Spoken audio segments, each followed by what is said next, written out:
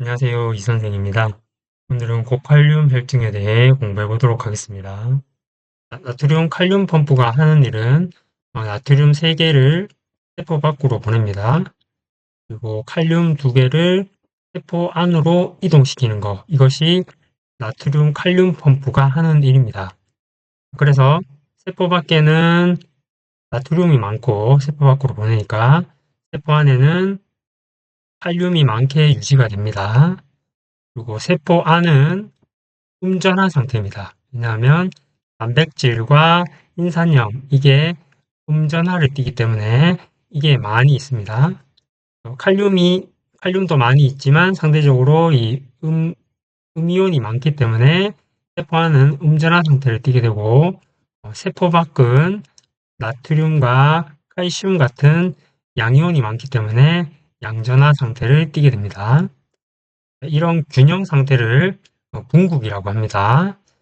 즉, 세포막 안이 음전하라 그랬죠. 세포막 안이 더 음전한 상태, 이때를 분국이라고 합니다.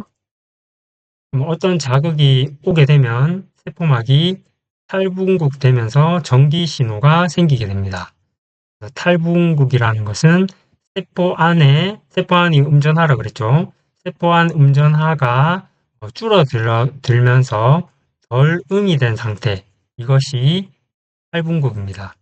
그러니까 균형 상태에 있던 이 분국 상태, 균형 상태에 있던 것이 어떤 자극이 오면서 어, 세포 안이 더 음전화가 되게 되면 이것이 탈분국이 됐다고 얘기를 하고, 탈분국이 되면 전기 신호가 생겨서 신경세포와 근육세포로 전기 신호를 전달하게 됩니다.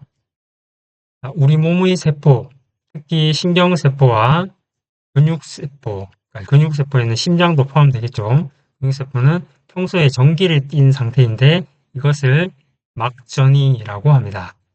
세포 안은 음전하가 더 많다 그랬죠. 세포 밖은 양전하가 더 많다 했습니다. 이 차이 때문에 전류처럼 전기 신호를 만들 수 있습니다. 측정의 기준점은 바깥세포입니다. 세포 바깥 0mV라고 임의로 정합니다. 세포 안이 상대적으로 아까 세포 밖보다 더 음전하를 띈다 그랬죠. 그래서 세포 바깥이 0mV라고 설정을 하고 여기에서부터 얼마나 더 음전화가 되어 있는지를 표현한 건데, 예를 들면 안정막 전위가 마이너스 70mV라고 표현을 하는데, 이것의 의미는 세포 안이 세포 밖보다 70mV 더 음전화인 상태다. 그러니까 세포 밖은 0mV고 세포 안이 마이너스 70mV, 이 상태가 안정막전이 상태라고 표현할 수 있겠습니다. 그 다음에 나트륨 채널이란 우리 몸의 신경, 근육세포는 전기 신호로 작동한다고 했죠. 그 전기 신호를 만드는 주인공이 바로 나트륨 채널입니다. 나트륨 채널은 안정된 음전화, 그러니까 RMP 상태를 좋아합니다. 평소 마이너스 70mV 근처에서 휴지 상태에 있다가 갑자기 전압이 올라가면, 그러니까 세포 안이 덜 음전화가 되면 활성화됩니다. 그러니까 나트륨 채널이 열리게 된다 이 말입니다. 휴지기 안정막전이 RMP 상태는 채널이 닫혀 있습니다. 나트륨 채널이 닫혀 있습니다. 근데 활성화되면, 자극이 들어오면 채널이 열려서 나트륨 이온이 세포 안으로 들어오게 됩니다. 그러면 탈분국이 시작되는 겁니다. 왜? 나트륨 양이온이 들어왔으니까 세포 안이 덜 음전하게 되겠죠. 덜 음전화가 된 상태가 탈분국 상태라고 했죠. 그래서 탈분국이 시작되는 겁니다. 그런데 정상 펌프 작용이 망가지거나, 아까 소듐, 포타슘, 나트륨 펌프, 그것이 망가지거나 세포가 파괴되거나 어떤 기전으로 인해 칼륨 이온이 빠져나가면 고칼륨 혈증이 발생하게 됩니다.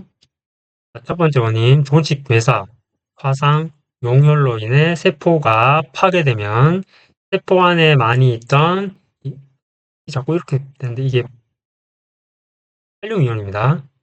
세포 안에 많이 있던 칼륨 이온이 세포 밖으로 새어나와서 혈중 칼륨 수치가 올라가면서 고칼륨 혈중이 되게 됩니다. 뭐 때문에 세포가 파괴돼서. 두 번째 원인은 산증입니다. 애시도시스. 애시도시스에서 수소 이온이 세포 안으로 들어오고 그 결과로 칼륨 이온이 세포 밖으로 나가게 됩니다. 그러니까 수소 칼륨 소환 작용에 의해서 세포 밖에 수소 이온이 너무 많으니까 얘가 세포 안으로 들어오면서 이 칼륨을 밀어내는 겁니다. 칼륨과 교환하는 겁니다. 그래서 칼륨이 밖으로 나가니까 그 결과 혈중에 칼륨 이온 농도가 올라가게 됩니다. 세 번째는 인슐린 결핍입니다. 자, 인슐린은 그러니까 당이 에너지죠. 에너지와 칼륨 이온을 세포 안으로 같이 넣어줍니다. 인슐린이 작용을 하면 이 당과 칼륨을 같이 세포 안으로 데리고 갑니다. 근데 인슐린이 모자라면 칼륨을 세포 안으로 넣는 힘이 떨어지겠죠. 그래서 혈중 칼륨 이온이 증가하게 됩니다. 네 번째는 베타 차단제. 베타 자극이 있으면 나트륨 칼륨 펌프가 활성화됩니다. 얘가 잘 작용을 하게 되면 칼륨이 세포 안으로 잘 들어갈 수 있습니다. 근데 베타 차단제를 사용하니까 펌프 작용이 차단이 되면서 칼륨 이온이 세포 안으로 못 들어가게 돼서 혈중 칼륨 이온이 증가하게 됩니다. 다섯 번째, 칼륨의 배설 저하. 이것이 가장 흔한 원인인데 급만성 신부전일 때 칼륨 배설이 저하되겠죠. 알도스테론 결핍일 때 알도스테론이 부족하게 되면 소듐, 나트륨 재흡수가 떨어지면서 나트륨을 계속 배출해버리니까 상대적으로 칼륨을 덜 배출하게 돼서 칼륨이 축적되게 됩니다. 알도스테론 결핍일 때도 배설이 저하되고 칼륨 보존 이뇨제 대표적인 게 상품명이 알닥톤이죠. 알닥톤에서 이게 포타슘 스페어링 다이유레릭스죠. 그래서 칼륨 배설이 저하되게 됩니다. 여섯 번째, 과도한 칼륨을 섭취한 경우 고칼륨 IV를 줬다든지 신기능 저하가 있는 환자분이 식사나 보충제로 칼륨을 많이 섭취했다 그럴 경우 과도한 칼륨 섭취가 되겠죠. 이런 원인으로 고칼륨 혈증이 생기게 됩니다. 그럼 고칼륨 혈증에서는 무슨 일이 일어나는지 보겠습니다. 자, 원래 칼륨 이온은 세포 밖으로 나가야 균형이 맞는데 세포 밖에 칼륨이 지금 너무 많은 상태입니다. 그러니까 이 칼륨이 세포 안에 남게 됩니다. 그렇게 되면 세포 안이 원래보다 이제 그 칼륨이 양이온이니까 이게 원래 나가줘야 되는데 못 나가니까 세포 안은 원래보다 덜 음전화가 되어서 탈분국 상태가 되게 됩니다. 그러면 세포가 자극받기 쉬워집니다. 흥분을 쉽게 한다는 겁니다. 작은 자극에서 전기 신호가 쉽게 생기고 심장이 두근두근 이상하게 뛰기 시작합니다. 그런데 탈분국 상태가 계속 유지되면 어떻게 될까? 나트륨 채널이 이 상태를 비정상이라고 인식하게 됩니다. 그래서 스스로 나트륨 채널 스스로 불활성화시킵니다. 그러니까 자동 잠금 모드가 작동하게 됩니다. 그러면 이 상태에서는 아무리 자극을 줘도 이 나트륨 채널이 열리지 않습니다. 그러니까 나트륨 채널이 잘 활동을 해야지 전기 신호를 전달할 수 있다고 했는데 얘가 스스로 잠궈버리니까 전기 신호가 전달되지 않게 됩니다. 그 결과 신경, 근육은 전기 신호를 전달할 수 없어지게 됩니다. 근육과 신경, 그리고 심장도 근육이니까 심장에 문제가 생기겠죠. 초기에는 무증상일 수 있지만 점점 근육이 약화되고 무력감, 감각 저하, 저림, 근육 경련, 호흡근 마비, 심전도가 차단되면서 QRS 연장, 심실세동, 심정지까지 발생할 수 있습니다. 고칼륨 혈증에서의 심전도 변화를 간단하게 보겠습니다. 5.5에서 6일 때는 뾰족한 T파가 나타납니다. 그리고 6에서 7일 때는 PR 간격이 연장되면서 피파가 저하되고 7에서 8일 때는 QRS가 넓어지고 피파가 소실되게 됩니다. 그러니까 8 이상일 때는 수축 정지가 오고 심지세동, 어시스톨이 발생하게 됩니다. T파가 높고 좁으며 대칭적인 텐트 모양이면 고칼륨 혈증을 의심해야 되겠습니다. 그럼 치료를 보겠습니다.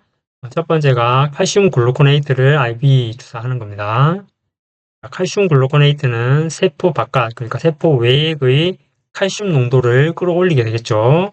칼슘 농도가 높아지면 칼슘은 세포막에 있는 나트륨 채널의 역치, 문턱이라고 합니다. 역치를 올려서 나트륨 채널이 열리기 어렵게 만듭니다. 자극이 와도 세포는 쉽게 흥분되지 않고 그래서 과잉 탈분국, 흥분을 억제하게 되는 역할을 합니다. 쉽게 말해서 세포가 더 세게 자극받아야 반응하도록 만든다는 의미인데 원래는 마이너스 55mV에서 얘가 반응을 했다면 칼슘 글루코네이트는 마이너스 50, 마이너스 45mV처럼 더 높게 역치를 더 올려주게 됩니다. 그래서 너무 쉽게 흥분하지 않도록 막아줘서 부정맥을 예방하게 됩니다. 그러나 칼슘은 칼륨 농도 자체를 낮추는 건 아니기 때문에 일시적인 심장 안정화, 임시 방편이라고 생각하면 됩니다. 두 번째는 인슐린 포도당 IV 요법입니다. 덱스트로즈 50%, 50에 레귤러 인슐린 10단위를 믹스해서 주는 건데 고칼륨 혈증은 세포 밖 칼륨 이온이 많아진 상태이기 때문에 칼륨을 세포 안으로 몰아넣어 혈중 농도를 순간적으로 낮춰주는 겁니다. 인슐린의 역할은 세포막에 있는 나트륨 칼륨 펌프를 활성화시키는 역할을 합니다. 그래서 칼륨을 세포 안으로 이동시킬 수 있게 됩니다. 이때는 포도당도 같이 이동한다고 했죠. 그렇기 때문에 포도당과 칼륨을 같이 세포 안으로 끌어당기기 때문에 순간적으로 저혈당이 올 수 있습니다. 그래서 이것을 방지하기 위해서 포도당을 인슐린에 같이 믹스해서 주게 되는 겁니다. 작용 시간은 약 15에서 30분 이내고 2시간에서 6시간 정도 지속됩니다. 이 방법도 칼륨을 진짜로 없애는 게 아니고 일시적으로 세포 안으로 숨기는 응급 처방, 임시 방편이 되겠습니다. 세 번째, 베타2 작용제. 대표적인 게 벤톨린, 네블라이저 있죠. 베타2 수용체가 자극되면 나트륨 칼륨 펌프, 이것도 나트륨 칼륨 펌프를 활성화시키게 됩니다. 그러면 칼륨 이온이 세포 안으로 이동하게 되겠죠. 그래서 혈중 칼륨 농도를 일시적으로 감소시킬 수 있습니다. 투여 방법은 네블라이저고 정맥 투여도 가능하고 작용 시간은 30분 이내. 고용량을 사용해야 됩니다. 자, 근데 고용량을 사용하게 되면 심박수 증가, 손떨림 등의 부작용이 있을 수 있습니다. 그런데 이 고칼륨 혈증을 교정하기 위해서는 흡입 기준으로 일반 천식 치료보다 훨씬 높은 고용량이 필요하게 됩니다.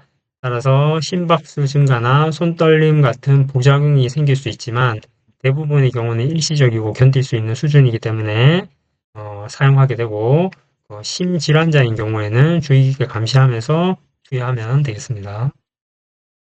네 번째 치료는 중탄산 나트륨입니다. 사용 조건은 대사성 산증이 동반된 고칼륨 혈증일 때 사용하게 됩니다. 산증 애시도시스 상태에서는 수소 이온이 세포 안으로 들어오게 되겠죠. 너무 많으니까. 그 대가로 칼륨 이온이 세포 밖으로 빠져나가게 됩니다. 그래서 수소 칼륨 교환 작용이라고 했죠. 그 결과 혈중의 칼륨 농도가 증가하게 됩니다. 수소 이온이 많은 산증 상태일 때 중탄산 나트륨을 투여하면 어떻게 되는지 보겠습니다. 자, HCO3 이게 중탄산인데 이것이 수소 이온과 결합해서 이렇게 결합을 해서 H2CO3 탄산이 됩니다. 근데 이 탄산은 불안정하기 때문에 곧바로 H2O 물과 CO2 이산화탄소로 분해하게 됩니다. 자, 그렇게 되면 수소 이온이 줄어들게 되겠죠. 그러면 수소 칼륨 교환 작용이 없어지면서 다시 칼륨이 세포 안으로 들어가게 됩니다. 그래서 산증도 교정되고 혈중 칼슘 농도도 줄일 수 있게 됩니다. 다섯 번째, 칼륨 제거하는 겁니다. 근본적인 치료죠. 가장 널리 사용되는 루프 이뇨제, 대표적인 게 라식스가 있습니다.